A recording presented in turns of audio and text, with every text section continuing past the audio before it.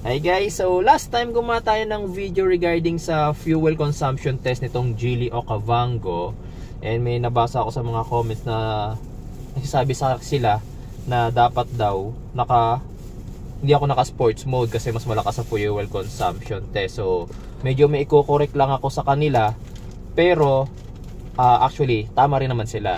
Any car na gamitin ninyo basta naka sports mode, malakas sa fuel consumption. Ito sabi nga ni Sir Nico Gmic, sabi niya kaya ng Geely cars maka 15 to 25 kilometers per liter. Ganyan talaga pag di mo pa kabisado o gamay si Geely. Saka ba't naka sports mode sir? Sana comfort mode lang para mas tipid talaga. Sabi naman ni Sir Donny Ruiz Torres, naka sports mode po yata kayo, pula yung cluster eh. Pagkakaalam ko yung fuel saving feature niya gumagana lang sa comfort at eco mode. Dapat blue yung kulay ng cluster. Okay, so actually guys hindi ito yung first time na nag-fuel consumption test ako. Meron na rin ako ni-review dati ng mga 1.5 liter engine na sasakyan like Ford Territory tsaka yung Mitsubishi Expander. Pero sa kanilang tatlo, si Geely Okavango ang may pinakamagandang naging fuel consumption. Considering na yung naging biyahe namin noong nakaraan, punong-puno kami nung umuwi kami ng Batangas.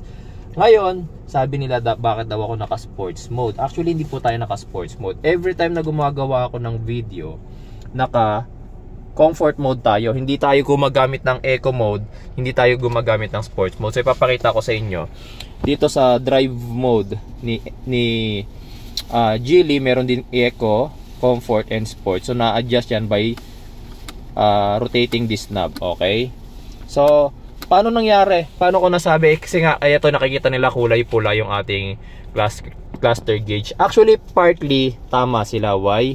Kasi dito sa settings ni Geely, meron kasi rito, ayan, pag pinindot nyo to, ito yung home button nya, diba? Pag pinindot nyo yung settings, mapupunta kayo sa ayan, vehicle connection and in display. Sa akin kasi naka-off yung team mode. Kapag naka-on yan, ayan, naka-red, diba? So, naka-choose sa akin is red. Naka-off kasi. Pag pinili ko yung yellow, nagpapalit ako into yellow. Ayan, pag pinili ko yung blue, kaya ko magpalit ng kulay ng cluster gauge anytime I want kasi hindi ako naka team mode. Pero pag pinindot mo yung team mode, ayan, tignan nyo, nag-yellow ulit siya. Nag-yellow ulit siya kasi naka comfort mode ako. Ito yung basihan natin guys, mga Geely users na hindi pa alam to. Ang basihan natin kung ano yung driving mode natin is eto. Wag yung cluster gauge kasi eto, makikita nyo rito, naka-comfort.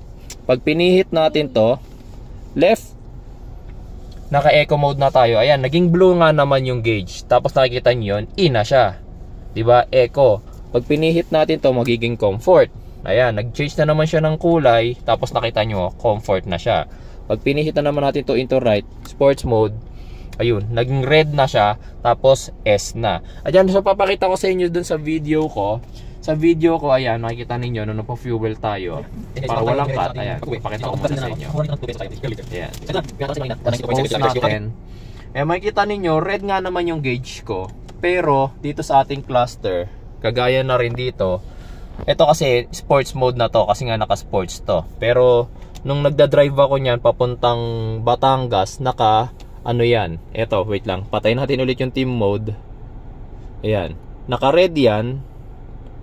Naka-red kagaya niyan, pero naka-comfort mode ako. Kaya yung icon na yan yung nakalabas.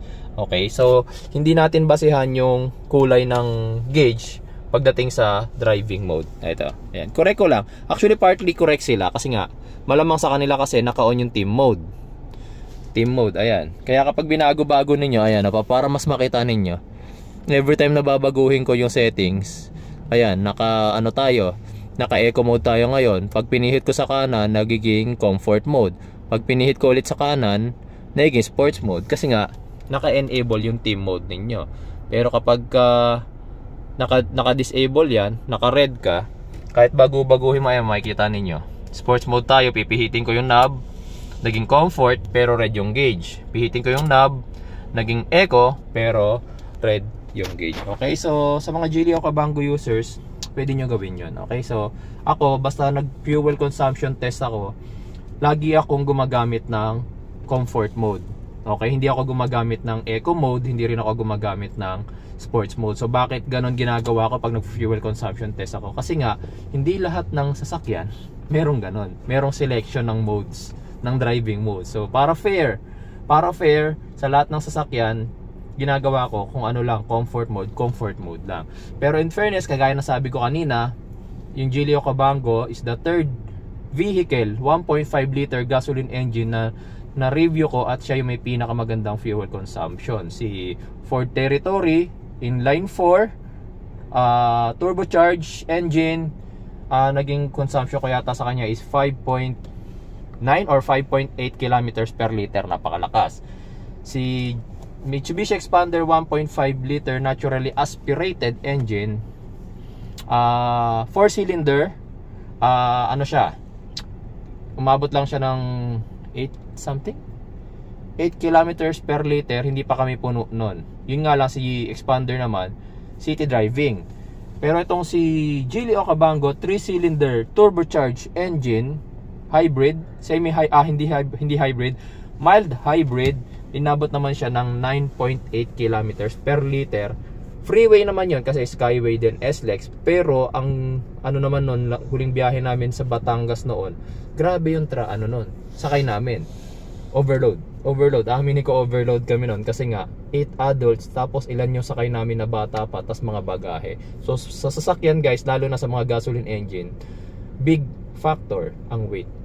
Usually kasi pag nag-fuel consumption test kami ni Mrs., dalawa lang kami nung nag-test drive kami sa Expander, dalawa lang kami nung nag-test drive kami sa, ay hindi pala, kasama pala natin yung family natin sa Expander. Kaso 3 bata lang naman yun, puro bata pa. Tapos kami ni Mrs. Tapos isa sa Ford Territory, 3 rin tayo, 3 lang din tayo. Tapos yung sa ito nga, sa Geely Okavango, yun yung marami kasi kasama ko doon yung mga magulang ko, mga kapatid ko, tapos yung isa ko pang kapatid, buong pamilya niya kasama. So imagine niyo paano kami nagkasya rito sa Okavango, tapos gamit pa namin. So nung nag 9.8 kilometers per liter siya, I can consider na matipid siya kasi considering yung weight namin, total weight namin by that time. Okay?